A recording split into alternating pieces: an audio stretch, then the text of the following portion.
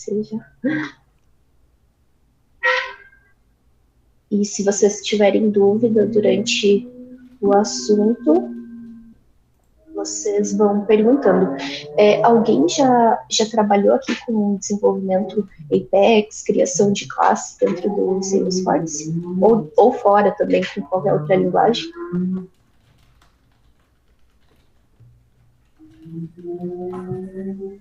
Eu, Camila, estou trabalhando com Apex. Ah, é verdade. Você já, acho que o Anderson também. Estou aprendendo, né? Começando.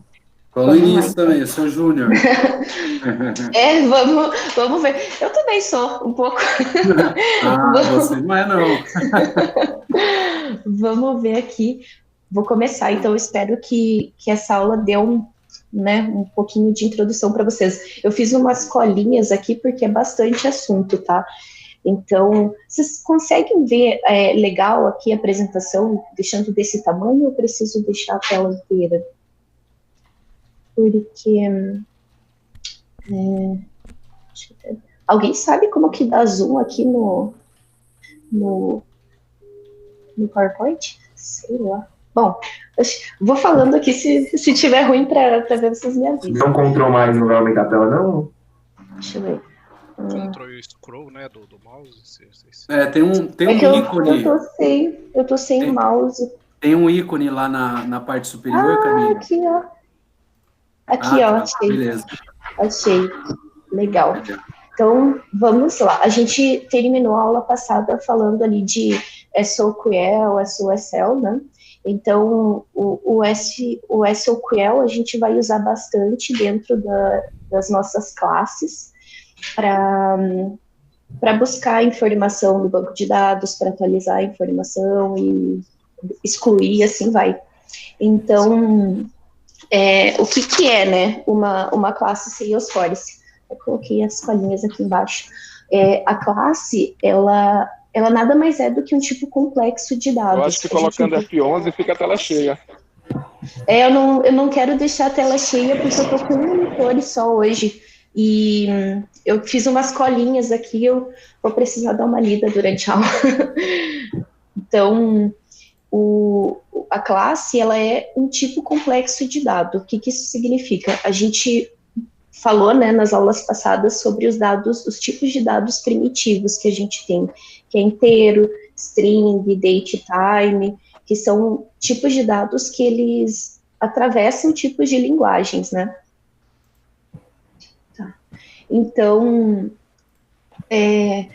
a criação da classe, quando a gente cria uma classe, a gente está definindo um tipo de dado complexo, no qual ali dentro, todas as definições que a gente fizer, o tipo que a gente declarar essa classe, elas vão estar construindo e definindo esse tipo de dado. Então, quando a gente trabalha com classe, a gente tem que pensar que em um momento, essa classe, além de um tipo de dado complexo, ela também vai trabalhar como um objeto que é determinado pelo desenvolvedor. Tá? Então, do ponto de vista do runtime, essa classe, em algum momento, ela vai se transformar em um objeto e a gente vai ter acesso aos parâmetros, aos métodos que tem lá dentro. Então, quando a gente cria uma classe, a gente tem 3 partes que elas compõem a nossa classe, que é o construtor, que é a definição da classe para alocação de memória no momento de execução. Então, toda vez que vocês forem instanciar uma classe, que eu vou detalhar um pouquinho mais aqui para frente, vocês estão dizendo para o runtime que vocês precisam de alocar uma memória para a execução daquela classe, dos métodos, das variáveis que tem lá dentro. Outra parte que compõe a criação de uma classe é o estado dela, que vai ser público, privado, global. Desculpa. E esses estados, eles vão estar definidos pelas variáveis que vão fazer parte daquela classe, tá? Então, a gente chama de member variables, que quando eu for escrever ali a classe, vocês vão conseguir identificar certinho qual que é a member variable e qual que são os member functions. E as funções, que a gente pode chamar dos métodos também, eles vão determinar o funcionamento, o comportamento dessa classe. Então, dependendo de todos os métodos que eu escrever ali dentro, eles vão determinar a lógica e a solução da minha classe, tá? O que mais que é importante a gente pensar sobre uma classe? Existem tipos, né, que é a public, alguém chamou? Vamos lá. Então, existem os tipos de definição de classe. Classe privada, classe pública, classe global. A classe pública, como o próprio nome já diz, quando você declara lá public class, significa que aquela classe, ela vai estar aberta para acesso fora do escopo dela. O que isso significa?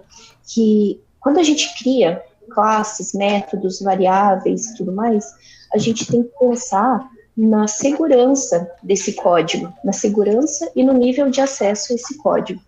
Então, se eu crio uma classe pública, isso significa que outras classes poderão ter acesso a essa classe. Então, eu posso, de dentro de outra classe, chamar essa classe, instanciar ela e fazer a utilização dela. E quando a gente cria classes privadas e variáveis privadas, a gente quer dizer que dentro do escopo daquela, eu só posso chamar aquela classe, aquelas variáveis dentro do escopo da definição da própria classe, tá? Então, eu não vou poder acessar da classe A uma variável privada da classe B, entende? Então, essa variável privada, ela vai estar disponível ali só dentro do escopo, eu vou conseguir usar ela só dentro da minha classe, dentro dos métodos da própria classe, no qual ela foi declarada. E o tipo global, ele é mais como um namespace, sabe? Quando você quer criar classes e serviços que vão ser acessados por terceiros, vão ser acessados de fora de uma transação ou de fora da tua org. Então, geralmente, você vê declaração global na criação de serviços REST e SOAP, enfim, que a gente nem vai entrar muito agora. E essa parte de Virtual Abstract, eu vou entrar um pouquinho mais para frente. Então, a definição de uma classe, a escrita de uma classe, ela sempre vai ser dessa maneira aqui. Tinha esquecido de abrir a org. O porquê, né, que a gente usa classes. Porquê que a gente precisa criar classe? As variáveis que a gente cria, por exemplo, que a gente usou nos exercícios, nas aulas passadas, que a gente abria o Developer Console, abria o Anonymous Windows e a gente declarava uma variável lá, uma string, um integer.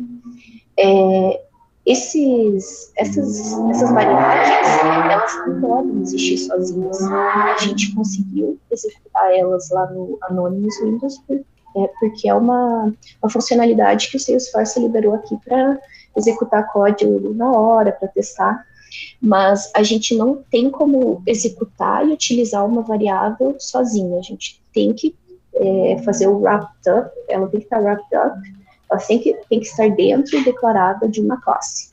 Então, a classe, ela vai juntar todas essas coisas, todos os métodos, para ser chamada externamente. Então, outra coisa que acontece também, uma classe, ela não é executada por si só. A gente cria a classe e algum processo, alguma trigger vai ter que executar ela. Então, essa classe pode ser chamada dentro de Process Builder, pode ser chamada dentro de trigger, pode ser chamada através de serviços, de batch. Então, só algumas maneiras de a gente usar as classes que vão ser criadas aqui, tá? Então, vamos ver se tem mais alguma coisa para cobrir aqui. Beleza. Então, a anatomia da classe, basicamente, quando a gente for criar, ela vai ser assim, você vai declarar o tipo dela, se é public, se é private, se é global. O namespace class é padrão, vocês sempre vão ter que colocar class para uma classe, e aqui vocês vão definir o nome dela. O nome, geralmente, ele tem que, de uma maneira genérica, definir, ficar claro o que essa classe é. Se ela é uma handler, se é uma factory. Então, é legal vocês darem nome de acordo com o objeto que essa classe vai suportar e as funcionalidades que ela engloba, né, o objetivo final dessa classe.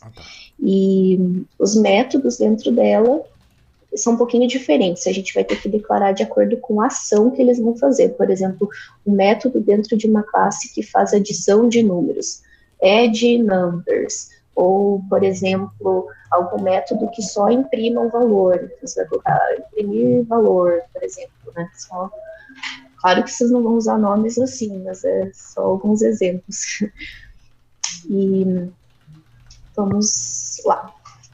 Então, ok, a gente tem a definição ali dos tipos de classe, o que é uma classe, e agora a gente tem esse CIA, que é o Class in Action. Então, aqui é onde a gente faz esse relacionamento entre classe e objeto. Nesse momento, quando a gente está escrevendo a nossa classe, aqui são as definições dela, né? As variáveis que vão estar disponíveis, os métodos que vão estar disponíveis, as extensões, e a partir do momento que você instancia uma classe, que é esse processo de você criar uma nova instância dela, usando o namespace new, é o momento que você está instanciando, alocando memória para a execução dessa classe e transformando ela num objeto do ponto de vista do runtime. Então, como aqui diz mesmo, o objeto é a instância de uma classe em ação, no momento de execução dela. Então, beleza. Tá bom. Acho que é isso, essa parte de instanciamento. Ok, então aqui é isso mesmo, para instanciar, toda vez que vocês precisarem acessar valores de classe, executar métodos da classe, acessar variáveis da classe, vocês vão precisar instanciar elas para vocês conseguirem chamar esses métodos. Tá? Então, isso aqui foi algumas coisas que a gente já fez. Por exemplo, quando a gente precisou instanciar um objeto aqui no Anonymous Windows para atribuir um valor para ele, quando a gente precisa instanciar uma lista de objeto também. Então, isso aqui nada foge do padrão, tá? Os métodos. Então, aqui, como já diz que o comportamento, né, como eu tinha comentado antes, o comportamento de uma classe vai ser definido através... Gente, só um minutinho que eu vou ligar a luz aqui, que está começando a ficar escuro. Então, o comportamento de uma classe é definido através da criação e utilização de métodos. Então, por que a gente escreve métodos dentro de uma classe, né? É importante para a gente reutilizar código. Então, um método, por melhores práticas, é legal você criar um método para ele executar um trabalho específico, uma lógica específica. Como diz aqui, adição de valores, multiplicação, consulta no banco de dados, retorno de alguma coisa. Então, com a criação de métodos, de vários métodos dentro de uma classe, você consegue reutilizar esses métodos caso necessário. Por exemplo, se você tem que, em vários momentos da tua classe, você vai ter que atualizar um valor específico de um campo. Você não vai querer, toda vez que você precisa atualizar esse valor, você não vai querer escrever toda vez ali. Pegar lá o objeto, pegar esse campo e passar um valor para ele. Não, você cria um método que faz isso e chama esse método várias vezes dentro da tua classe, dentro da tua transação, tá? Então, é legal a gente pensar quando a gente cria uma classe, cria os métodos de acordo com a lógica que a gente está escrevendo, é legal a gente pensar em criar eles de uma maneira bastante genérica e um pouco abstrata até para poder reutilizar eles mais tarde, para evitar reescrita de código. E como o Apex ele é strong typed, o que isso significa? Significa que no momento da compilação, ou seja, antes da execução do teu código, você precisa saber exatamente os tipos de parâmetros de entrada e saída de um método. Então, o método ele pode receber aqui os parâmetros de entrada, como está mostrando aqui, integer num 1, integer num 2, pode ser uma string, uma lista de objeto, pode ser qualquer tipo de dado primitivo ou objetos. E você também tem que saber exatamente o que vai sair, o que vai retornar nesse método. Os métodos, eles podem retornar valores ou não. Então, se eu definir o meu método como public void, ele não vai retornar valor nenhum, ele só vai executar uma ação ali dentro. Agora, se eu definir um tipo de parâmetro, um tipo de dado de saída, seja string, seja lista, seja integer, eu preciso ter um return dentro dele, tá? Acho que é isso na parte de métodos. E agora, vamos ver as classes e métodos públicos, tá? Então, aqui já cobri essa parte, então acho que eu vou fazer uma demo aqui, uma demo para vocês. Eu já tenho aqui preparado algumas classes que eu criei para agilizar um pouco. Então, quem quiser criar aí, pessoal, podem abrir o Developer Console e para criar uma classe, vocês vêm aqui em File, New, Apex Class. Então, aqui você vai definir o nome dessa classe. Vou dar um nome classe A aqui para continuar no padrão.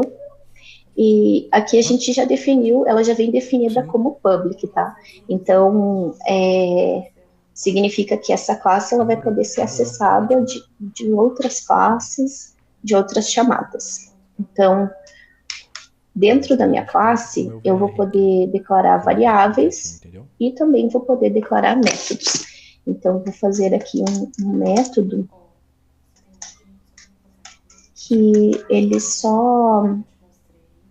eu posso criar um método que não receba nada como parâmetro e não retorne nada, ele simplesmente vai executar aqui qualquer coisa, um system debug, por exemplo, oi. Eu posso criar métodos que recebam parâmetro. Então, eu vou receber aqui um integer. Tá? Então, aqui, para passar o parâmetro, sempre lembrando, escrever o tipo do parâmetro mais o nome dele. E aqui eu vou imprimir o meu inteiro. É isso aí.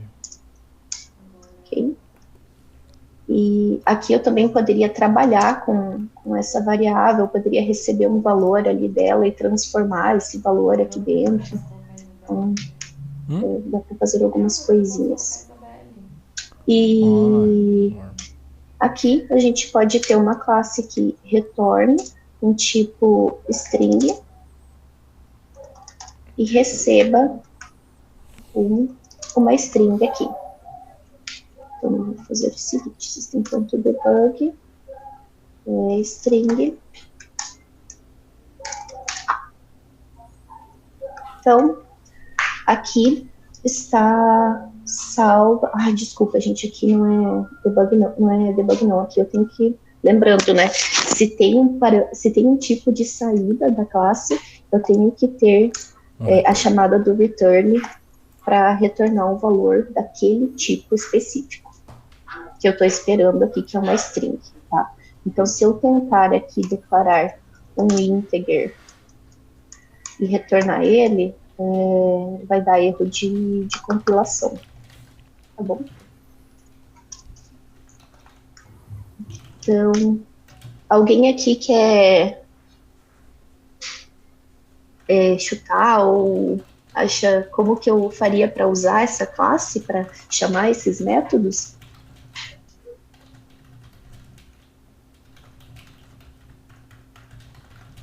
Não?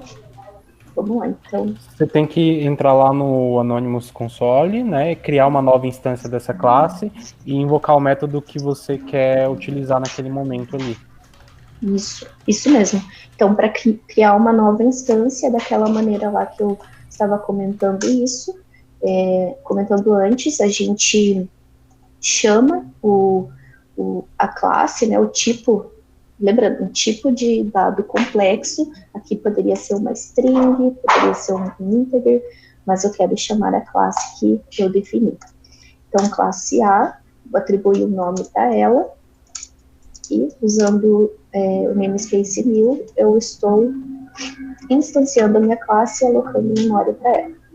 Então, aqui, para eu acessar os métodos, eu tenho que vir aqui no meu instanciamento, na minha definição, e vou chamar o método 1. Ok? Vou chamar o método 2 também, e passar como parâmetro um inteiro, aqui. E para chamar o meu método 3, lembrando que eu vou receber uma string como retorno dele. Então, eu posso declarar uma string aqui e chamar o meu método 3 e passar uma string por parâmetro também, que é o que eu estou esperando aqui atrás. E aí, eu vou pegar essa variável que eu declarei e vou usar no System Debug para a gente ver o que retorna aqui, tá? Vou executar.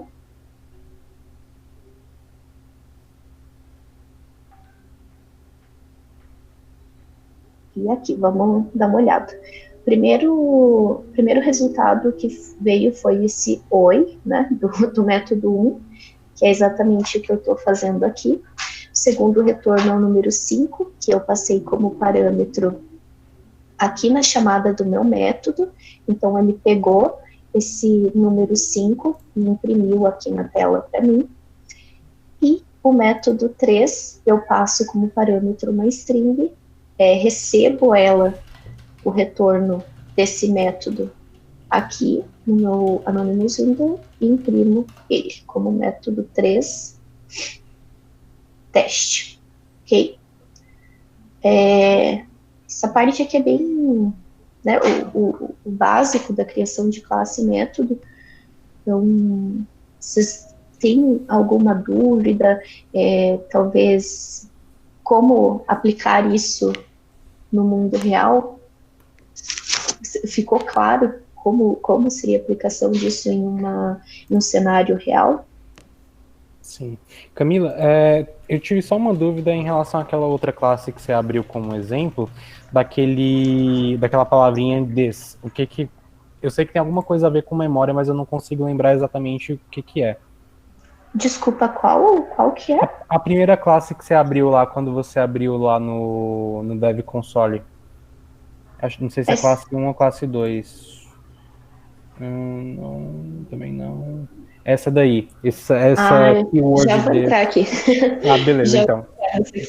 Essa aqui ela é um pouquinho mais complexa, mas eu vou explicar agora para vocês que é essa parte de static versus instance. Então, vamos lá.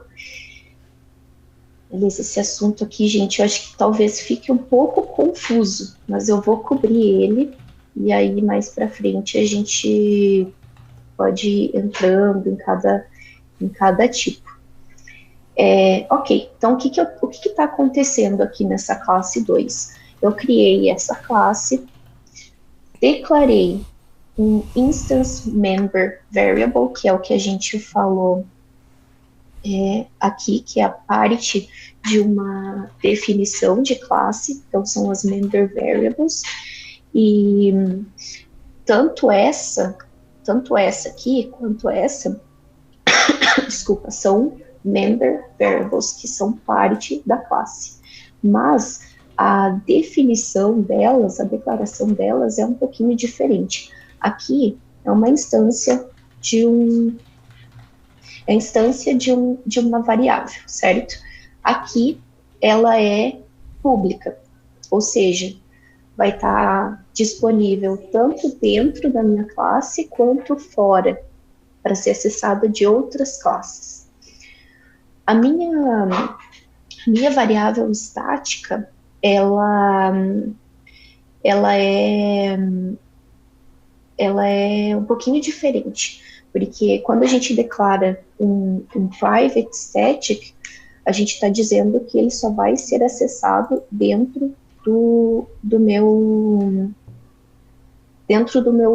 bloco de execução da classe. Esse default string, ele é um padrão, na verdade. Quando eu executar aqui, vocês vão ver mais ou menos como ele funciona. Ok, então essa estética aqui, vocês vão ver que só vai ter algumas partes do código que a gente vai poder acessar ela também, dependendo do tipo de declaração que a gente está fazendo do método e da classe. Esse static initializer block, ele não é necessário em todas as classes, tá? Por que algumas classes você quer criar ele? Quando você precisa executar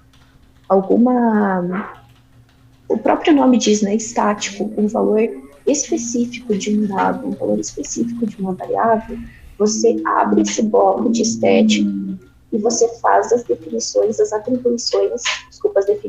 você faz as atribuições de valores ali dentro. E esse initializer block, ele executa apenas uma vez, no começo, quando a classe é executada, no momento da execução, ele vai executar uma vez apenas e determinar os valores das variáveis que você definiu ali dentro. Tá? O construtor, ele também é uma das partes, né, das definições da classe. Então, mesmo quando você não declara um construtor para a tua classe, igual a gente fez aqui, a gente não declarou o construtor, a gente só declarou métodos. Mas mesmo quando você não declara, o próprio runtime, no momento da execução, ele aloca um espaço ali para um construtor dummy que ele cria da tua classe, para dizer que ele vai ocupar uma memória. Nesse caso, a gente está dizendo aqui que esse valor default, a gente está inicializando o nosso default string, a nossa variável default string. Esse construtor está fazendo apenas isso. Agora, o overload constructor, o que ele é? Você pode criar mais de um construtor para a mesma classe, mas definir comportamentos diferentes para eles, porque isso é legal para a reutilização da mesma classe também. Por exemplo, vou dar um exemplo do mundo real aqui. Quando a gente cria uma classe um pouco mais genérica, supondo que essa minha classe aqui, ela precisasse executar várias lógicas.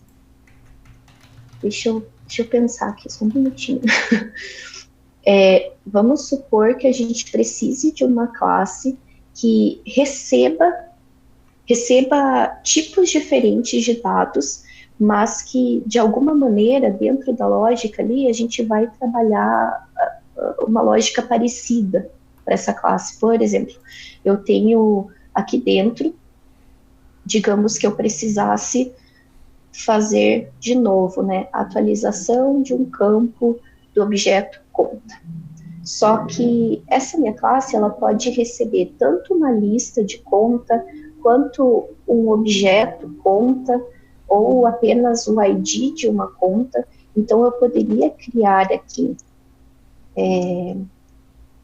vários construtores, no qual eu receberia como parâmetro uma lista de account, escreveria uma lógica aqui dentro, receberia apenas uma conta e faria lógica aqui dentro.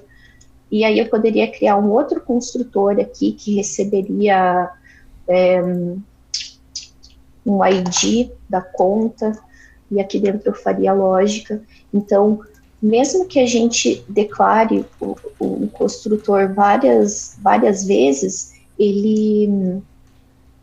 o Apex, ele é inteligente o suficiente para saber, no momento que eu estou chamando esse método, ele é inteligente o suficiente para saber qual dos construtores eu estou querendo executar, porque no momento da inicialização da classe, você teria que fazer algo mais ou menos assim. Aqui, por exemplo, né, a minha classe 1, eu teria que passar aqui, por exemplo, uma lista de conta, né? Teria que passar aqui, não é assim que passa, tá, gente? Mas é só para vocês entenderem um pouco. Então, aqui ele saberia qual construtor eu tô chamando. Da mesma forma que aqui ele saberia também. E aqui também saberia. Essa parte de overload constructor, eles são mais utilizados para classes talvez que sejam um pouco mais complexas e reutilizáveis dentro de uma org que execute várias ações e que tenha várias pessoas que precisem trabalhar com definições e lógicas parecidas. Certo? Mas não tem nenhuma orientação. Agora, Nenhuma orientação. Não, vamos pode lá. ser eu acho que eu sou mãe, não pode não? Aqui eu tenho um método que ele diz apresentar saída. Esse Vocês são beneficiários. Entendeu? Entendi. polimorfismo. Na verdade, deixa eu até ver se essa parte aqui que a gente fala de polimorfismo.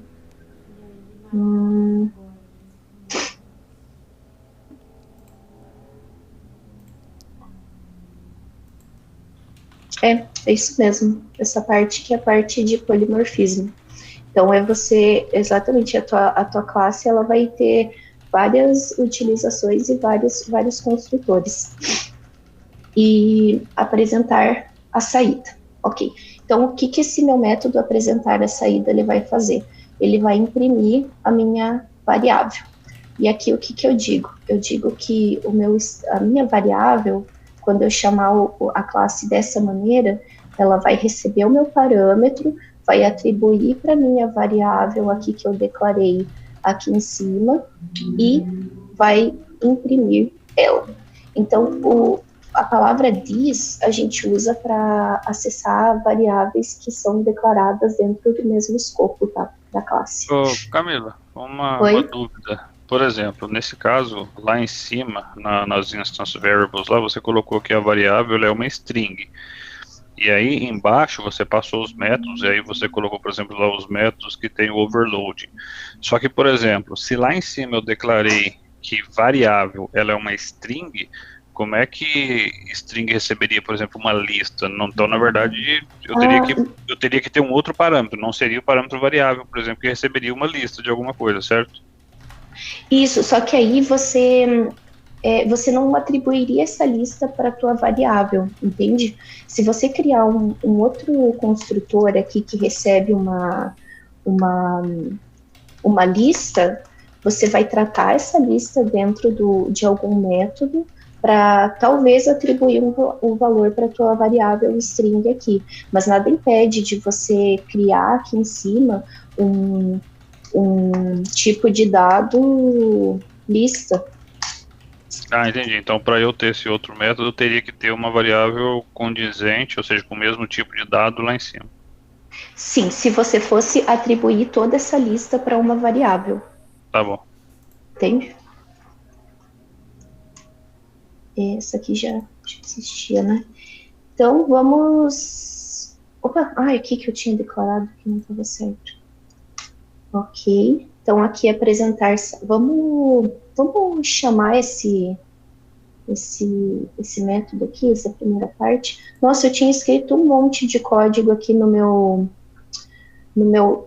Anonymous Window e ele não salvou, sabe? Às vezes salva, às vezes não fica salvo na memória. Então, sempre lembrem de copiar o que vocês escrevem aqui antes de fechar para algum lugar. Senão vocês vão perder isso. Camila?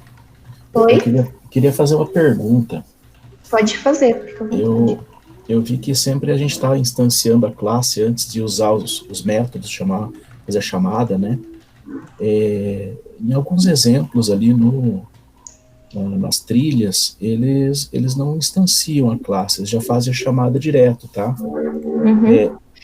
Aí a minha pergunta, como é que é dentro da estrutura do Salesforce? Ele instancia? Instancia. É que depende do tipo da classe que você está chamando. Dependendo da declaração dela, você não precisa instanciar a classe, entende? Eu não lembro agora, eu dei uma olhada hoje e acabei esquecendo. Aqui, ó, para a chamada de métodos estáticos, não é necessário instanciar a classe. Então, vocês vão ver que quando eu for chamar aqui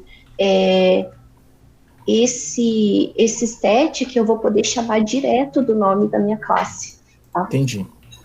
Eu vou mostrar aqui para vocês. Beleza. Então, vamos ver o que ele faz aqui no meu apresentar saída. Eu não estou fazendo absolutamente nada aqui. Eu não estou passando parâmetro nenhum na minha classe, ou seja, eu vou chamar o meu construtor, o próprio construtor da classe que vai ser executado, independente de qual dos construtores for executado, ele vai executar uma vez esse default string aqui, atribuindo o valor teste para ele, e agora, lembrando que essa aqui é um nome padrão, é default string. O que vocês acham que vai acontecer aqui nessa saída, quando eu chamar? Eu estou chamando a minha variável aqui em cima.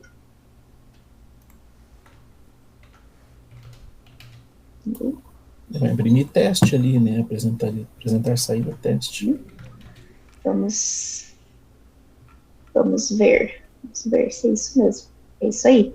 Como a gente definiu a default string, ele vai pegar a minha variável, porque em nenhum momento eu tô reatribuindo um valor para ela, né? Então, ele vai pegar essa minha variável aqui e vai pegar o default string que ele executou e vai atribuir o valor teste para ela.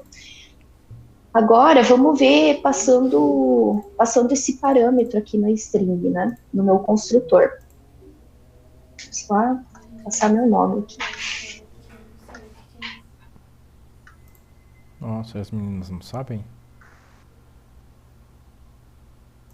Legal, ele alterou, ele não está mais usando o valor default, porque eu estou sobrescrevendo, né, esse valor a partir do meu overload constructor, e ele está apresentando a variável aqui para mim.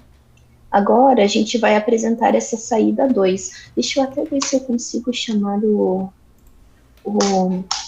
a default string aqui dentro. Não... Deixa eu ver se é... Nossa, eu não lembro mesmo dessa assinatura. Não. Default string... Pois é. Acho que agora vai. vamos atribuir, só para apresentar mesmo o valor da default string aqui para vocês verem. Então, vamos chamar ela aqui. A princípio, se a gente fizer isso, ele vai apresentar o valor para a gente não vai precisar inicializar a classe.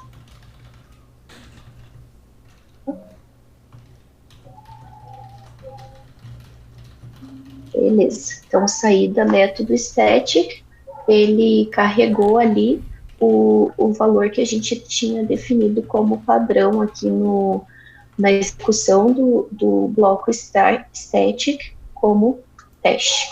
Então, vocês podem ver que aqui dentro a gente conseguiu chamar um método estático dentro de uma classe pública, e quando a gente faz o acesso a esse método, a gente não precisa inicializar memória a gente não precisa inicializar a classe, alocar memória para ela, porque a gente já está meio que fazendo isso na execução aqui do static, ok?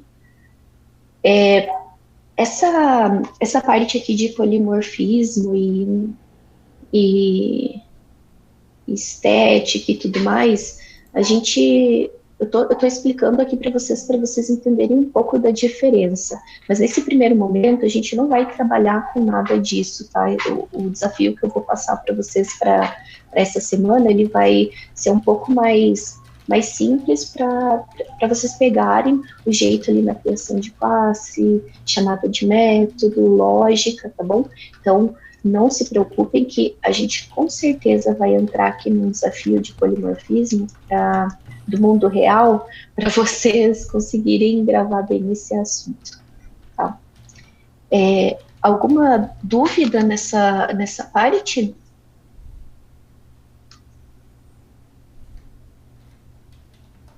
Ok. Então, vamos lá. Aqui, pessoal, eu deixei um monte de comentário aqui na apresentação, tá? Então, quando eu compartilhar, eu acho que vai ser legal para vocês darem uma estudada também. Ok, então agora vamos falar um pouco sobre Pass by Value e o Pass by Reference. Vamos falar primeiro do Pass by Value, que é o que a gente estava usando agora, né? Então, são duas maneiras de passar parâmetros de entrada para os métodos. Exatamente o que a gente está fazendo aqui na nossa classe A, tá? A gente tem aqui as entradas de parâmetro, lembrando que aqui pode ser uma lista imensa de tipo de parâmetros. Imensa não, tem um limite, eu acho que é 32. Outra coisa, pessoal, que é legal pensar, toda vez que vocês precisarem receber um conjunto grande de dados em um parâmetro, uma prática, best practice, é vocês criarem uma classe com a definição de todos os parâmetros, tá? E aí, por exemplo, em algum momento vocês vão atribuir os valores para esses parâmetros, acessando a classe. Seria basicamente uma classe, só que ao invés de método, vocês criariam só variáveis aqui. Public, string, sabe? Public, list, account, B. E aí, quando vocês fossem chamar o método e passar por parâmetro ou definir eles, vocês passariam como parâmetro essa classe. Então, classe B, ABC, entende? Que aí vocês têm um código mais limpo, sabe? Imagina vocês chamando um método lá e tendo que passar aqui x, y, lá, sabe? Fica um pouco feio. Então, aqui, a gente tem duas maneiras de passar parâmetro para um método. O Pass by Value, ele é usado para tipo de dados primitivos, quando você vai passar inteiro, string, date time, decimal, todos os tipos primitivos que a gente trabalhou, né? E o que ele faz? Ele vai pegar a variável que você está passando para o parâmetro e vai criar uma cópia dela. para quando entrar ali dentro do método, né, tem um momento que vocês estão chamando ele. Deixa eu voltar aqui para ficar mais claro. Que a gente tem a classe A.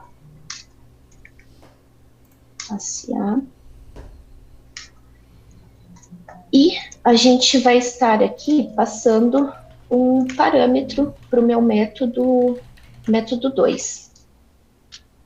Então, quando eu for passar aqui, vamos declarar uma variável também para ficar legal. Então, quando eu for passar essa variável aqui, dentro do meu método, ele vai criar, no momento da execução, uma cópia dessa variável. E ele vai usar essa variável aqui dentro, certo? Vai usar e retornar ali para mim.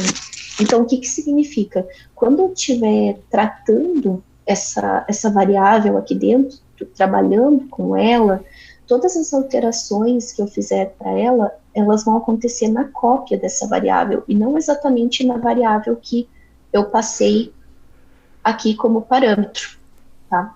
Então, a gente tem que pensar que se você quer receber de volta o valor que você está transformando ali dentro, você vai ter que, de alguma maneira, receber ele aqui, e não simplesmente só executar o método.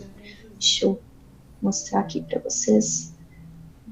Nossa, tomara que tenha salvo a classe que eu criei. Olha. Beleza. Aqui. Essas classes aqui eu também vou passar para vocês, porque eu acho que é legal para dar uma praticada. Tá louquinho. Então,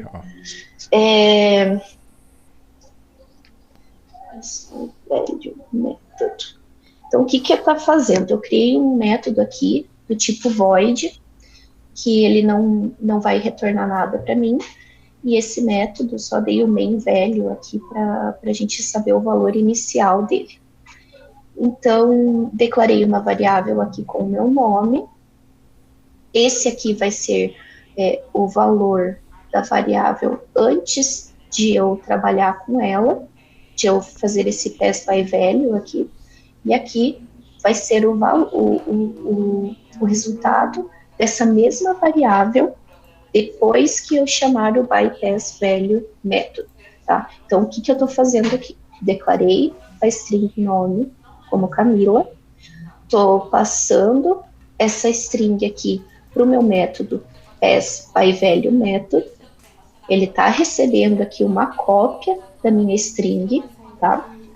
Aqui, gente, eu poderia usar o mesmo nome para essa variável, tá? Porque elas estão definidas dentro dos blocos ali dos métodos. Então, ele meio que reinicia, tá, o nome. Ele não vai usar o mesmo. E o que eu estou fazendo? Eu estou pegando esse meu parâmetro nome velho e atribuindo o valor Camila velho para ele. E aqui eu estou imprimindo o valor da minha variável depois de chamar o bypass, o método bypass que eu criei. Pergunta, alguém tem ideia do valor que vai imprimir aqui antes e depois da chamada do meu método? E aqui, elegíveis ao seguro. Funcionários são os colaboradores. Eu imprimi Camila, né? Antes da chamada velo e Camila. Depois da chamada velo e vai imprimir Camila velo. Eu acho que, quer dizer, eu não sei, mas pela lógica que está aí, para mim deveria imprimir Camila duas vezes, porque eu estou passando como parâmetro a variável nome, e a variável nome, ela é só Camila, não é nome velho, que é Camila velho. Então, para mim, deveria imprimir Camila duas vezes. É que não é por referência, né? Por valor. Isso. Exatamente. Concordo com você, Anderson. Camila é Camila. É isso aí.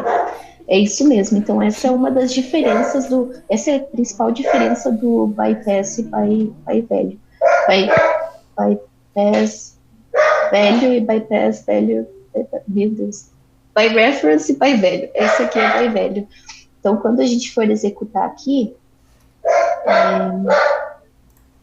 Nossa, estava rodando classe de conchita. Aqui. Tem isso, ó. Classe 3.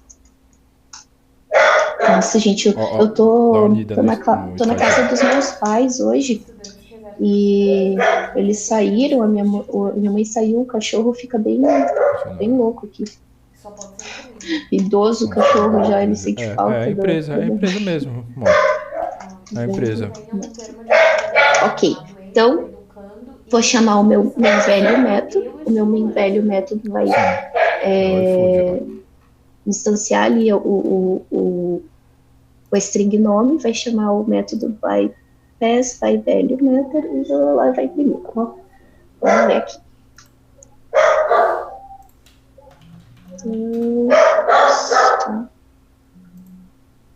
Aqui. É isso aí. Vai imprimir o mesmo valor, porque quando eu chamei a minha classe, ele criou apenas uma cópia do meu parâmetro, né, de entrada. Se eu quisesse que o meu nome ele mudasse, eu teria que fazer isso. Não, na verdade, aqui eu teria que talvez declarar essa string aqui em cima, num contexto público, para ela ser acessada dentro de vários métodos, e aqui eu usaria o this.nome para mudar o nome dela, aí sim mudaria. Ou eu poderia aqui retornar um tipo string, fazer um return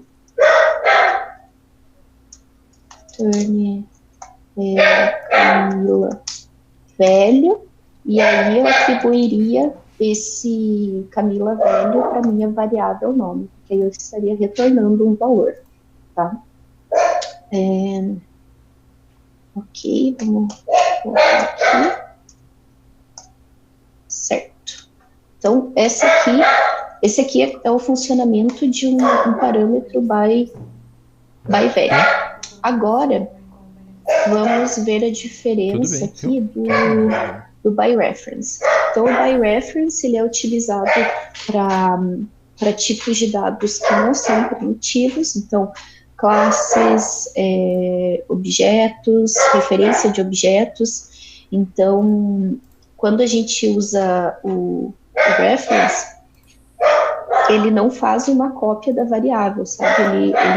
Ele faz um cut, né? Tipo, em vez de copiar, a gente vai cortar ali, né? Usar essa mesma instância da variável, tá?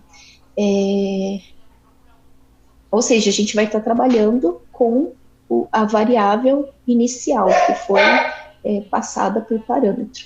Então, aqui, eu estou usando um tipo de dado que não é primitivo, que é um SObject type.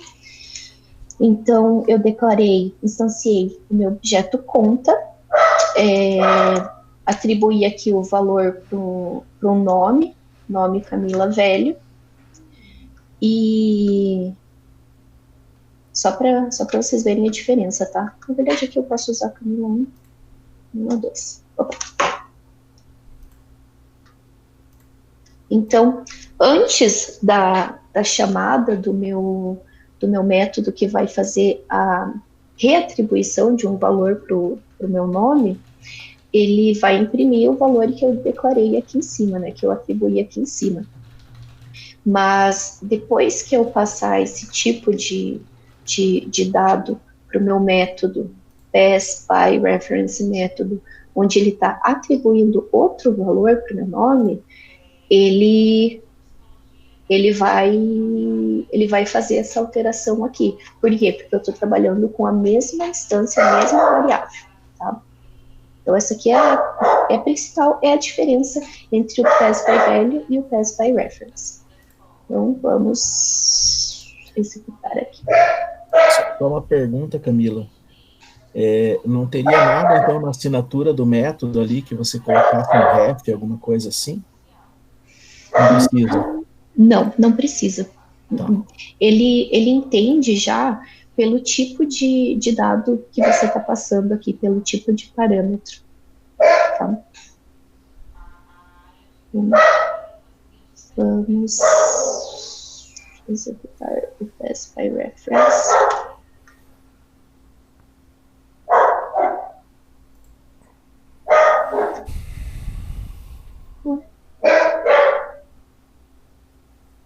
Ai, gente, eu deixei como privado aqui, eita.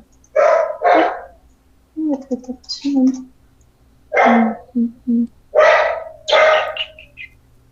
Classe C3.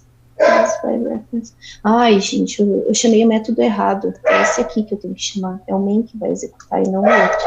Então, eu vou chamar o main e esse aqui vai ser chamado dentro do main, tá?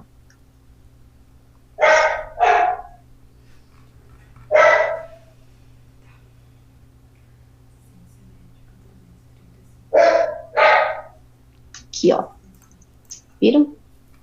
Ele pegou primeiro o que eu tinha atribuído, Camila 1, chamou o meu pass by reference passando a minha instância do objeto, atribuiu Camila 2 e foi exatamente o que ele retornou aqui para mim. Beleza? Ok.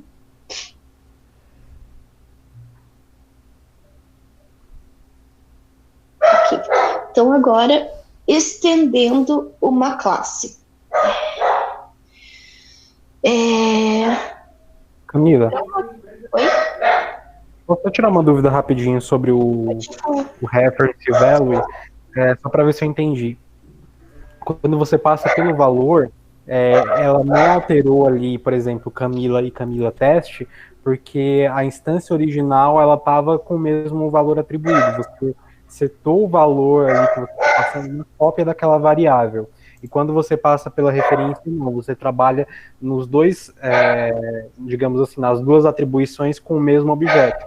Então, por isso que você atribuiu nome, e aí depois, quando você setou ali o segundo valor e você deu o system debug, ele mostrou o segundo valor. Mais ou menos. Isso. É que quando a gente passa um parâmetro by value, né, que são os tipos de dados primitivos, ele trabalha com uma cópia daquela variável e não com a variável original que a gente está passando por parâmetro, diferente do by reference, que ali, by reference, a gente usa tipo de dados não primitivos, e aí ele usa a mesma instância da variável que a gente está passando por parâmetro, por isso que ele substitui exatamente o valor que a gente precisa. Beleza, obrigado. Imagina. Ok, então, para estender uma classe, né? Uma classe, ela pode se tornar extendível a partir da declaração dela como virtual, tá? Então, se a gente quiser usar essa classe dentro de outra classe, a gente precisa criar a classe que vai ser chamada como virtual. Então, por exemplo, eu tenho uma classe Pi, classe A, que vai estender a classe virtual B, tá? Por que a gente precisa de extensão? Nossa, para você estender uma classe, você pode reutilizar método, reutilizar código, sem precisar alterar o código original dessa classe virtual. Então, geralmente, quando a gente cria classes virtuais, classes extensíveis, elas são utilizadas para métodos e processos genéricos, tá? Então, deixa eu pensar aqui num exemplo de extensão.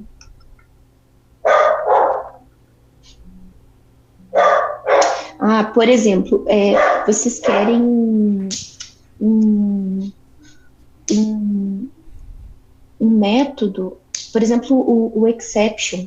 Vocês já ouviram falar do exception dentro do Salesforce? Nada mais é do que uma classe, né, um tipo de dado que ele faz o render ali de exceções no código, quando cai em erro, dentro de um try catch, coisas assim. Então, se a gente estender o exception em uma classe nossa, a gente pode retornar valores diferentes na exceção, atribuir valores diferentes para a exceção, sem alterar o código original dessa exceção. Então, só estenderia a classe e faria as alterações que eu preciso na chamada dessa minha extensão. Outro exemplo também, um exemplo que eu uso hoje no meu trabalho. Sim. A gente tem uma classe extensível que se chama Composite Specification, que o que ela faz? Quando eu estendo essa virtual class dentro de uma classe minha, eu consigo construir queries de uma maneira dinâmica. Então, por exemplo, eu chamo lá um método da minha classe virtual que ele diz, transformar para SQL. Então, eu recebo ali como parâmetro, eu chamo, né, esse mesmo método da minha classe original, e eu consigo fazer alteração de valores dentro dele que serão aplicados ao mesmo método que eu criei na minha classe extensível. Extensível, acho que nem é assim que fala. Eu vou mostrar um exemplo que eu acho que talvez fique mais claro para vocês como entender. Aqui mesmo que eu coloquei a parte do polimorfismo, que foi o que a gente estava falando isso. Quando a gente faz o override de uma classe, override de um construtor, isso é polimorfismo. Tá? Então, vamos pegar um exemplo aqui. Eu acho que eu estou usando o exemplo classe 4. Classe 4.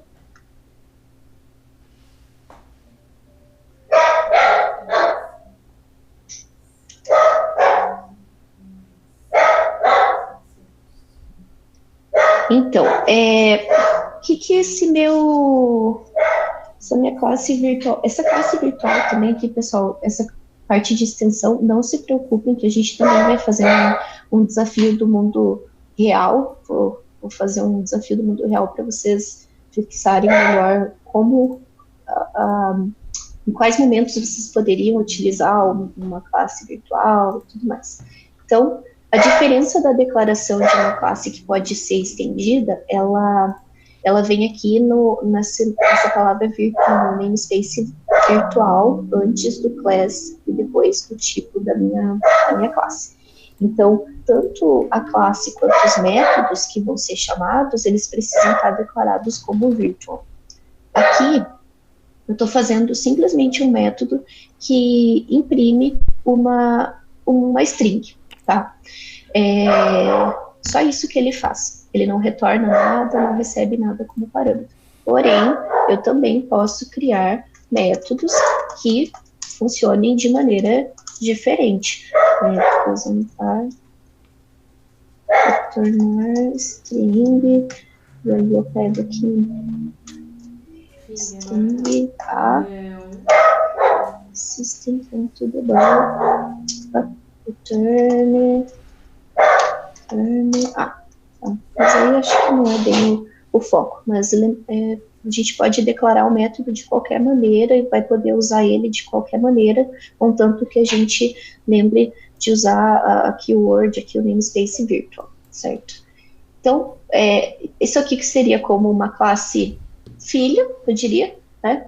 E essa aqui, a classe pai. Então, como que a minha classe ela entende que eu estou estendendo uma outra classe? A gente usa essa denotação aqui, extends, e chamamos exatamente o nome da classe que a gente quer estender. Então, o que eu consigo fazer com essa classe virtual? Eu consigo usar o mesmo método que eu apresentei aqui. Se eu tivesse uma lógica aqui dentro, eu também conseguiria alterar essa lógica a partir do override, que é essa denotação override aqui. Então, o que ele está fazendo? Por mais que eu esteja estendendo essa classe, eu quero mudar aqui o valor que ela está imprimindo para mim, tá? Então, vamos ver o que ele faz. Primeiro, deixa eu fazer alguns testes aqui, só para ver o que ele faz.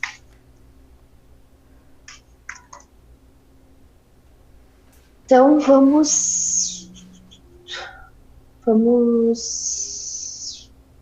esqueci de colocar aqui.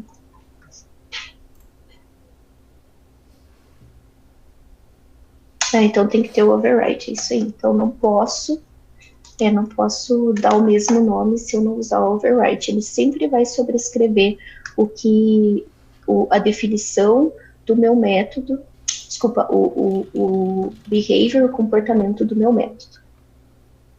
Vamos executar aqui, para ver aqui qual é.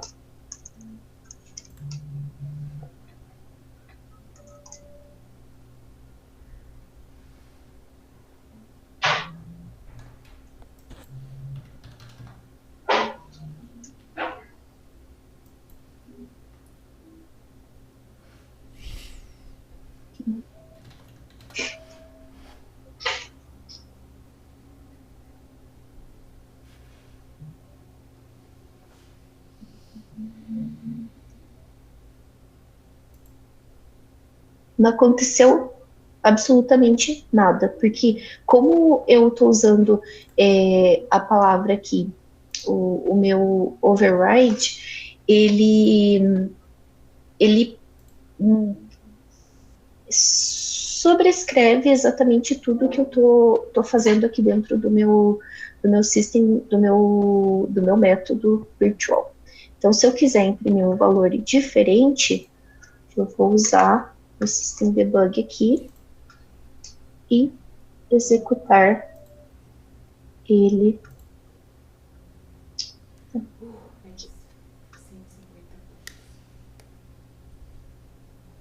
Eu não posso abrir, não posso mostrar para vocês o código que eu queria mostrar dessa parte de classe de extensão. Eu acho um pouquinho difícil explicar essa parte de extensão, interface.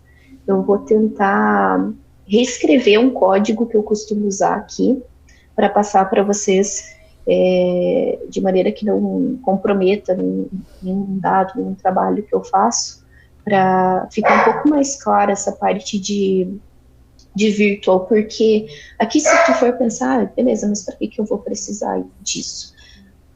Não parece claro, porque a gente está fazendo uma coisa meio sem lógica aqui dentro, né, nesse exemplo só imprimindo aqui uma variável, mas aqui dentro, essa virtual poderia estar chamando outras coisas, poderia estar fazendo outras implementações, complementando a escrita de um HTML, por exemplo, sabe, algo assim. Então a gente conseguiria ir montando, a partir da extensão dessa classe, a gente conseguiria ir montando um HTML, por exemplo, sabe, chamando de partes diferentes. Mas, só para vocês terem uma noção, essa aqui é a definição de uma classe virtual e como a gente usa ela, como a gente estende ela dentro de uma classe normal. Eu acho que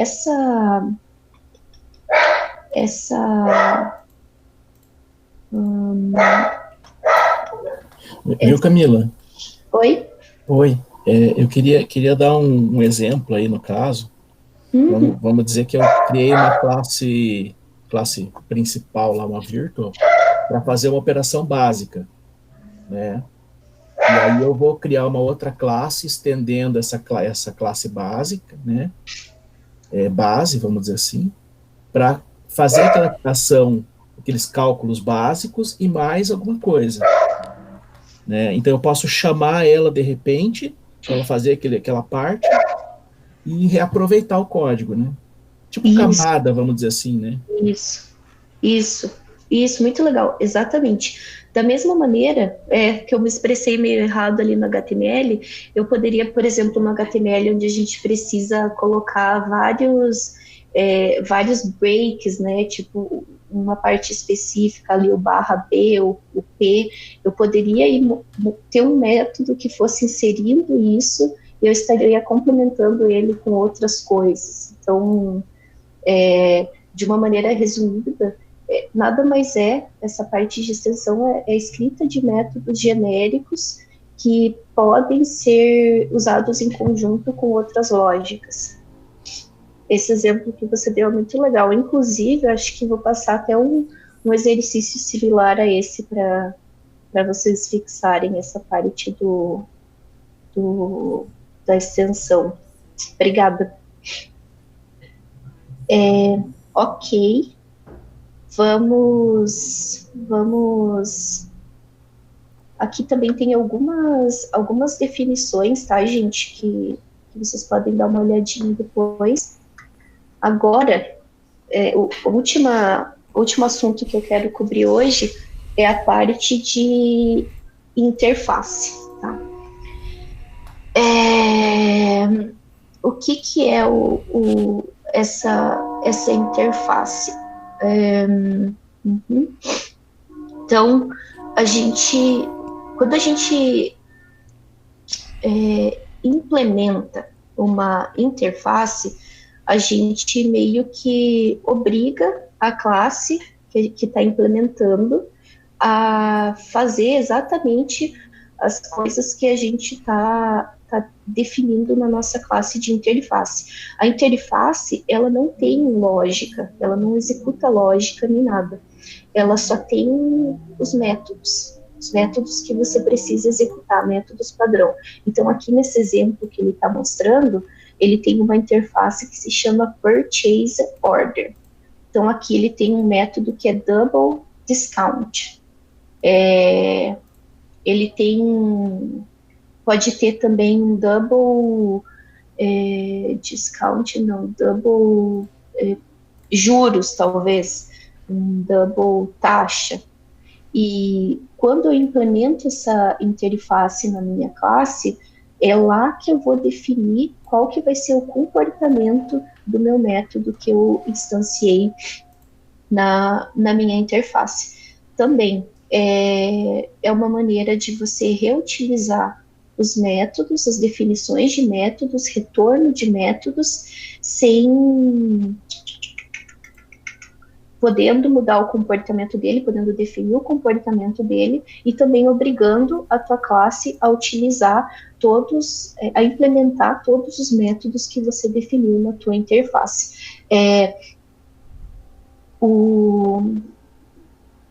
Esse exemplo que eu dei do SQL, eu acho que é um exemplo bom para dar aqui também. Se eu tenho uma interface minha, por exemplo, que tem um método que diz string SQL, string SQL, e eu tenho um método ali também que diz Boolean validação. Então, quando eu implementar a interface onde eu defini esses dois métodos, eu vou ser obrigada a chamar exatamente esses dois métodos que eu implementei e definir o comportamento deles. Então, esse Boolean validação, eu posso escrever uma lógica ali verificando se um objeto que esse objeto que eu quero consultar, ele existe, se ele é válido. Quando eu chamar o SQL lá, que é string, eu posso escrever na minha classe a definição desse meu SQL usando o objeto que eu estou trabalhando no momento. Então,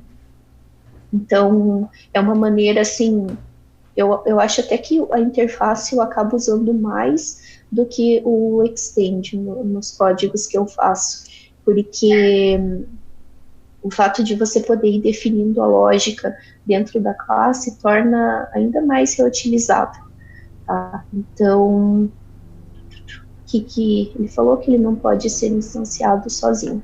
Então, deixa eu mostrar aqui para vocês um exemplo de interface. Classe 5, que é a minha classe que vai implementar, né?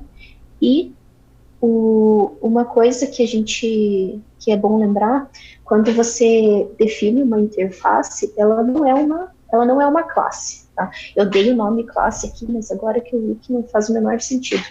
ele não é uma classe, você nem usa a keyword class aqui, ele nada mais é do que uma interface. Então você tem que usar a keyword interface e, por best practices, sempre usar o I maiúsculo antes do nome da interface, tá? Porque aí fica fácil de, como o tipo dela, você pode ver, né? Que o tipo é o Apex Class. Então, o Apex, ele não separa uma classe de uma interface. Então, para identificação de leitura, né, quando um desenvolvedor estiver trabalhando, se você der um nome como I, name da interface, fica mais fácil para identificar que aquela classe é uma interface. Tá? E aqui eu defini apenas um método que não retorna nada e faz-se add values, mas eu poderia também ter um string, construir query, eu posso ter um integer, um double, e eu posso ter também, eu posso receber como parâmetro, não, receber aqui nem é necessário. Então, deixa eu comentar aqui para eu mostrar a chamada. Assim como as classes virtuais que a gente usa, essa aqui a gente também tem que de alguma maneira dizer para o runtime, dizer para o nosso compilador que a classe que a gente está trabalhando no momento, ela tem que implementar uma interface. Então, diferente do Extends, a gente usa implements e chamamos o nome da nossa interface. Então, o que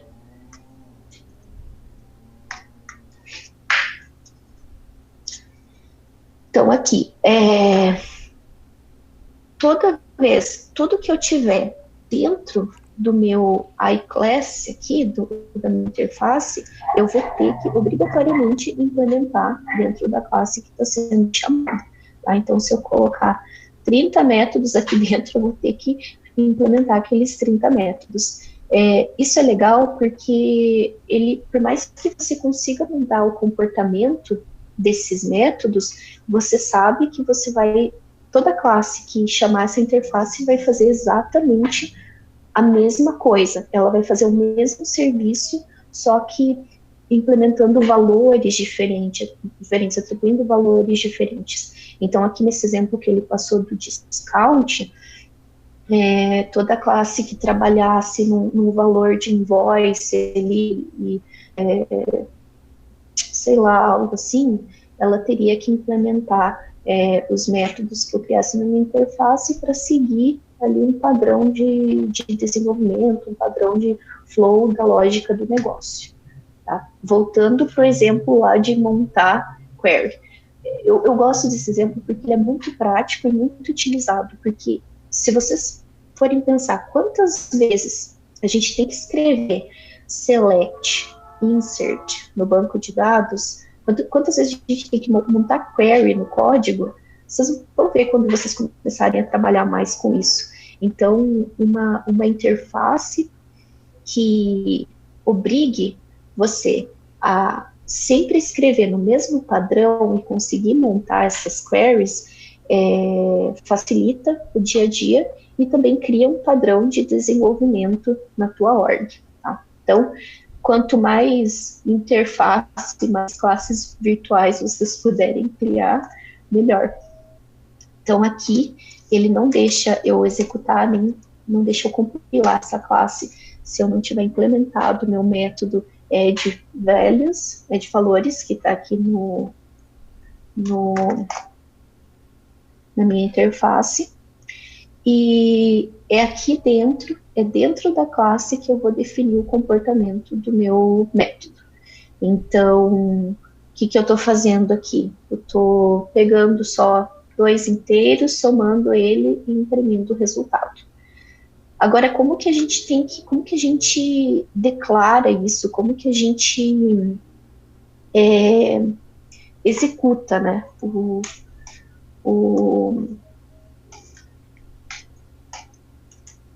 essa classe? Vou tentar de uma maneira aqui que eu nunca tentei, na verdade, para ver se funciona. Deixa eu ver.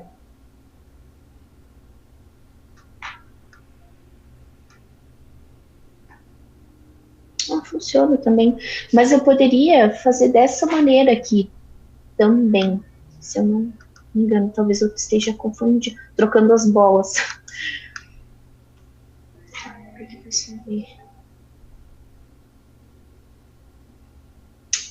Eu acho que isso era para o Extended. Desculpa, confundi, pessoal. Então é isso mesmo. Vão instanciar a classe de vocês. No momento que instanciar a classe, ele vai implementar ele já implementou, na verdade, né, no momento da compilação, mas no momento da execução, ele vai chamar esse método que foi definido aqui e vai montar o comportamento dele, tá? Então, mesma coisa, faria a mesma coisa se eu tivesse essa string aqui, construir query, string valor, e aqui eu teria que, vamos ver se ele vai reclamar aqui. Eu tenho que implementar também no meu public string construir query. Aí aqui eu passo um string objeto e vou construindo aqui o meu valor e dando um return para ele, tá? Deixa aqui para não estender muito. Mas, basicamente, essa aqui é a assinatura e a utilização de uma interface. Eu vou passar para vocês uns exemplos que eu encontrei essa semana, que algumas vezes a classe virtual e a interface, elas são um pouco, como que eu posso dizer, elas meio que se confundem ali, né, uma com a outra, tipo, quando que eu uso uma interface, quando que eu uso uma classe virtual, quando que eu estendo, quando que eu implemento. Eu encontrei uns exemplos que eles explicam de uma maneira bem detalhada e bem fácil quando usar um, quando usar outro, porque usa um, porque usa outro. Então, também me lembrem de mandar isso para essa lista para vocês darem uma olhadinha e tentarem resolver esses exercícios. Então, só recapitulando aqui, o que a gente viu aqui? Anatomia da classe, quais são as partes que a gente precisa ter dentro de uma classe para ela ser utilizável, para ela ser usável, construtor, member variables, member functions, os tipos de classe, private, public, global, o que é, como que uma classe ela se comporta, tanto no momento da compilação, quanto no momento da execução dela, no instanciamento da classe, declaração e utilização de métodos estáticos, métodos públicos, o que mais? Static versus instance, que foi aquela demo lá da classe 2, pass by value, pass by reference, estendendo uma classe e interface. Eu quero que vocês me digam quais desses assuntos vocês acharam que não ficou muito claro a utilização ou a definição deles.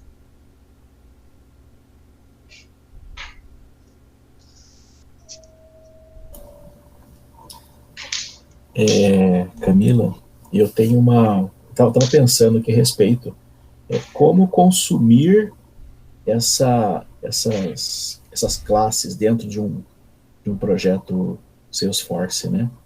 Então, uma delas seria a implementação, tá? Que eu fiquei na dúvida ali, né? Como que eu faria para implementar isso dentro de uma necessidade Salesforce? Tá? Com relação a outras classes ali, para mim, eu só vi o sharing ali, que eu fiquei na dúvida, mas depois eu vou assistir. Eu cheguei atrasado.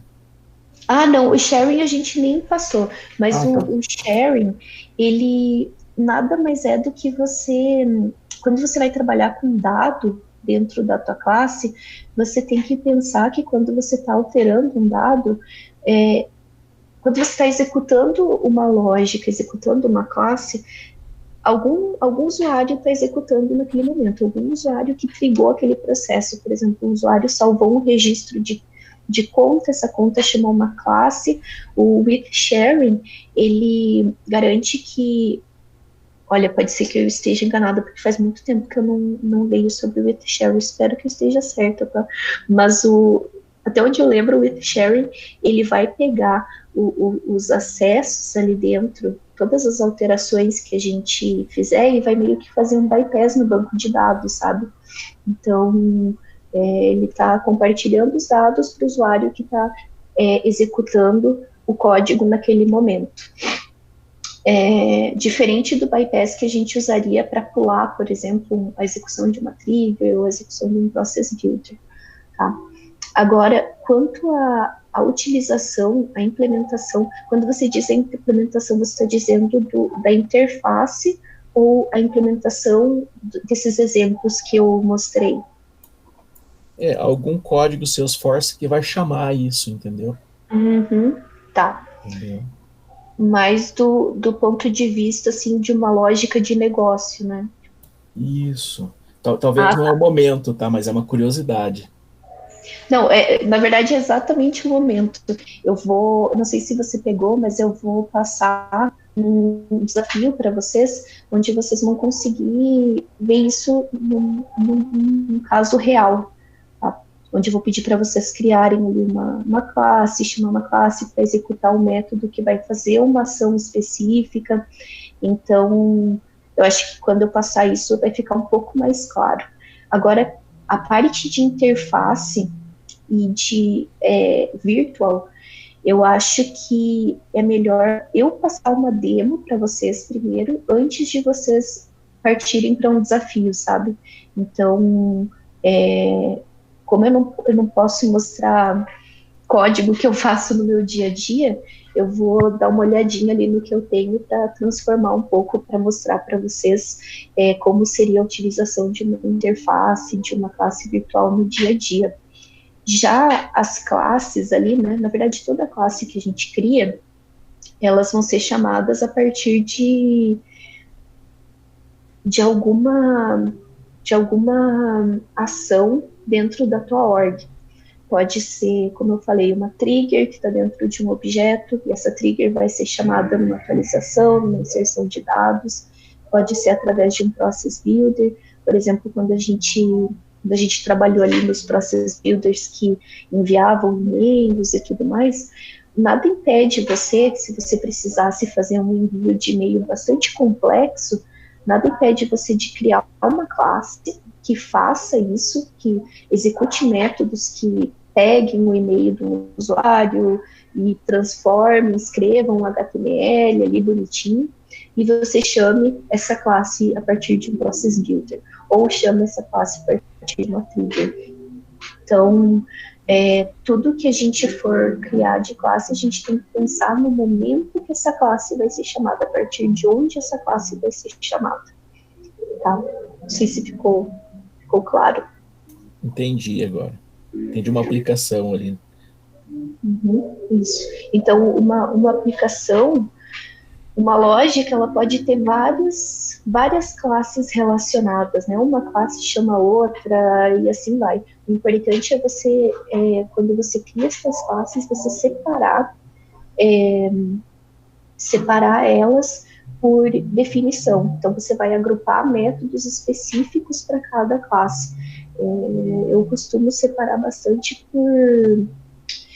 como eu trabalho bastante com serviço, eu costumo separar pelo tipo, né, que eu estou fazendo. Então, por exemplo, eu tenho uma classe de serviço, onde eu faço ali, onde eu começo o meu serviço, né, vou desenhando ele. Tenho uma factory onde tem método de transformação de dado. Tenho, o que mais? As classes de response, de request. E quando você cria uma aplicação, uma lógica dentro do Salesforce, é basicamente isso. Às vezes você vai precisar criar uma classe simples para executar algo simples, mas que você não consegue executar com funcionalidades da org. Mas às vezes você vai precisar criar uma classe ou várias classes para a mesma ação, sabe? Para o mesmo momento. Por exemplo, se você salva uma oportunidade, eu vou dar um exemplo aqui que pode ser que seja possível criar por funcionalidade da org, tá? Mas, só para vocês terem uma noção, se vocês salvam uma oportunidade como closed won, como fechada ganho, aí vocês querem criar um contrato ativo para essa pessoa, vocês querem alterar o status dessa conta para ativa, vocês querem mandar um e-mail para a pessoa, vocês querem assinalar um novo case para um novo time, vocês querem fazer vários processos a partir da mesma ação. Então, nessa parte, você teria que criar algumas classes diferentes, talvez, para separar os métodos que vão fazer cada coisa, que vão tratar cada momento dessa alteração. Entendeu? Camila, e aproveitando ainda com relação à interface e essas classes virtuais, é possível uma classe estender mais de uma classe ou uma classe implementar mais de uma interface? Sabe, eu acho que não. Eu nunca tentei, mas vamos testar agora só para ver se ele compila. Olha, eu acho que não. Deixa eu Camila, ver. Pensando pela lógica que você falou da exception lá, não funcionaria em mais de uma classe? Não, você pode chamar em mais de uma classe, mas eu entendi que ele perguntou se eu consigo chamar estender ou implementar mais de uma classe na mesma classe, né? Porque o Apex eu não conheço, mas pelo que você está me falando aí, isso aí me parece muito com o conceito de herança que a gente tem no Java, ou seja, eu tenho uma classe abstrata no Java, e aí eu consigo estender essa classe, ou seja, eu herdo todos os métodos, tudo aquilo que eu tenho nessa classe pai, eu herdo para essa classe filho, só que o Java ele tem uma limitação, ele não permite que eu estenda mais de uma classe. O Python, por exemplo, ele já permite isso, ou seja, no Python eu consigo pegar, por exemplo, uma classe filho e ela estender duas classes pais, ou seja, ela herda todos os métodos dessas duas classes principais. E aí eu queria saber se no Apex, se ele permite isso, seja para a interface ou seja para a classe virtual, se uma classe A, se ela consegue estender uma classe B e C, ou se uma classe A, ela consegue implementar uma classe B e C ao mesmo tempo. Entendi. Foi bem isso que eu entendi. Então, só respondendo ali o Anderson, uma classe virtual e uma interface, elas podem ser usadas em várias classes, não tem limite. Agora, uma classe, eu não acho que dê para fazer isso, mas vou fazer um teste aqui, até porque eu nunca tentei. Vou só copiar aqui para a gente testar. Vou apresentar string 2. Eu imagino que, caso dê para fazer isso, a gente teria que separar aqui por uma vírgula, por exemplo, né? Virtual. Eu acho que não dá, não. O Python, o Python não é object-oriented, né? Diferente ali do Java, do C#. Embora ele não seja fundamentalmente, ele suporta a linguagem orientada a objeto. Mas o Python foi um dos exemplos, né? O Java, com certeza, ele não permite você estender mais de uma classe numa classe X. Mas algumas linguagens de programação, não só o Python, elas permitem isso. Porque, por exemplo, vamos supor, eu vou criar uma classe abstrata pessoa. Ou seja, o que qualquer pessoa tem? Qualquer pessoa, na teoria, qualquer pessoa fala, qualquer pessoa anda, qualquer pessoa se alimenta, qualquer pessoa respira e tudo mais. Se eu vou criar uma classe, por exemplo, professor tem alguns atributos que nem toda pessoa tem, mas todos os atributos de uma pessoa, um professor tem. Então eu crio uma classe abstrata professor, crio uma classe, por exemplo, professor, estendo essa classe pessoa, ou seja, todos aqueles métodos, todas as propriedades da classe pessoa vão ser automaticamente herdadas pela classe professor, só que o professor, por exemplo, corrige prova, então eu posso criar um método corrigir prova que vai ser inerente só a professor. E o Java, por exemplo, ele não permite que eu pegue, sei lá, por exemplo, o professor, o que mais que o professor faz? Sei lá, o professor, ele dá aula. Então, eu conseguiria, por exemplo, criar uma outra classe abstrata de, sei lá, mestres ou ensinadores, alguma coisa assim, e herdar também para que eu tenha todos os métodos dessa outra classe. O Java, ele com certeza não permite isso, mas, por exemplo, eu consigo fazer isso no Python, e aí no Apex eu não sei se isso é possível, eu gostaria de saber. Anderson e Camila, acabei de pesquisar aqui e achei um link lá do Developer Salesforce. Vou mandar para você lá no grupo depois que acabar a aula. É possível implementar, mas não estender. Você consegue implementar mais uma classe, mas estender não. Inclusive, eu vi questão de prova, tipo, enquanto eu estava pesquisando aqui, da prova de Developer lá do Salesforce, que cobra justamente como que é a assinatura desse método, quando você quer implementar mais. Quando eu chamar mais de um. E como que é? É por vírgula? O que é? Vírgula e o nome da classe. Olha, se eu tivesse testado, então, com a interface, ao invés do virtual, teria dado certo. Então, a interface pode ser... você pode estender mais, pode implementar mais de uma interface para a mesma classe. Isso, só não estender. Isso. Legal. Então é isso. Então, acho que o Apex acaba sendo um pouco mais robusto, talvez, que o Java nessa parte. Classe 6. Aqui, interface. Double valor. Aqui, na minha classe 5, eu teria que fazer um iClass 6. E daí aqui eu teria que implementar também o meu valor aqui. Legal. Acabei de botar lá no grupo para vocês verem. Obrigada. Eu vou até dar uma olhada em alguns exemplos para ver como que seria legal usar mais de uma classe implementada aqui no Salesforce.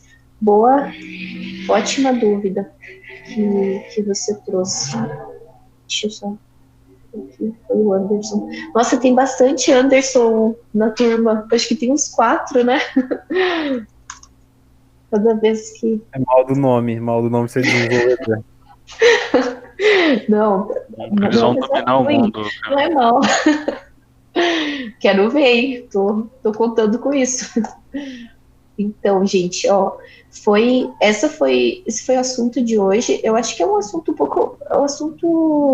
é o mais complexo que a gente trabalhou até agora. Para quem não ouviu ali no começo da aula, eu vou estar viajando na semana que vem, eu tinha até esquecido já disso. E aí eu vou acabar não dando aula, até porque vai ser uma semana que eu vou usar um pouquinho para dar uma descansada aí durante a noite. Mas eu vou deixar um desafio para vocês, eu vou postar provavelmente na segunda, vou deixar um desafio nessa parte de criação de classe, lógica, para vocês criarem. Esse modelo, dessa vez, vai ser um pouquinho diferente do que eu venho passando. Eu vou preparar o exercício, vou mandar um vídeo para vocês explicando de uma maneira mais detalhada o que eu quero que vocês façam nesse desafio. E vai ser um pouco mais complexo que os outros, porque a gente vai englobar todos os assuntos que a gente trabalhou até agora. Então, vocês vão ter ali mais ou menos uma semana para fazer esse exercício, podem tirar dúvidas comigo pelo WhatsApp ou por e-mail, e aí no final, depois da nossa próxima aula, eu vou querer que vocês me enviem a resolução desse exercício, porque aí eu vou ir fazendo comentários no código de vocês, e também vai ser legal porque eu vou aprender a fazer as coisas de uma maneira diferente, né? O Anderson Sanches, ele já fez isso, mandou alguns exercícios que ele resolveu para mim, e foi legal que eu também vi maneiras diferentes de resolver as mesmas coisas. Então, gostaria que todos tentassem, pelo menos, fazer. Obviamente, quem não fizer não participa mais, brincadeira, mas gostaria que todos tentassem para praticar um pouco. E também, quando vocês tentam fazer o exercício, quando vocês começam a ir mais fundo no assunto, é nesse momento que surgem as dúvidas, né? Então, muitas vezes aqui na aula, o assunto ele não fica bem fixado, mas no momento da resolução do exercício surgem dúvidas mais válidas e talvez seja até mais prático para vocês entenderem, né, o que foi passado. E, bom, eu acho que é isso. Obrigada por participarem. Espero que tenha dado uma luzinha para vocês essa parte. Algumas coisas para mim não são muito fáceis de explicar. Eu tenho dificuldade em alguns assuntos, por exemplo, eu não lembro o que eu comentei na última aula, que é uma coisa que eu nunca consigo entender, já fiz umas 30 vezes, nunca consigo entender. Então, espero que eu não tenha confundido mais ainda o assunto na cabeça. Mas vou passar para vocês, como sempre, links do Trailhead, que tratam esse assunto, links de aulas que eu usei para preparar essa aula de hoje e um desafio, tá bom? Acho que é isso, pessoal. Espero que tenham gostado. Aproveitem sexta-feira à noite e conversamos não na próxima semana, na outra, tá bom? Obrigada, Camila. Obrigado, vou aproveitar para finalizar meu case, né? Ai, Pra dar tomara uma que dê adiantada. certo. Tomara que dê certo. Se tiver dúvida, é só me chamar, tá? Obrigado. Obrigada, gente. Obrigado, Camila. Boa noite. Descanso. Obrigado. Obrigada. Natália, se tu puder ficar um pouquinho, eu quero falar contigo. Tá, beleza. Viu, Camila? Será que eu poderia só pedir uma sugestão?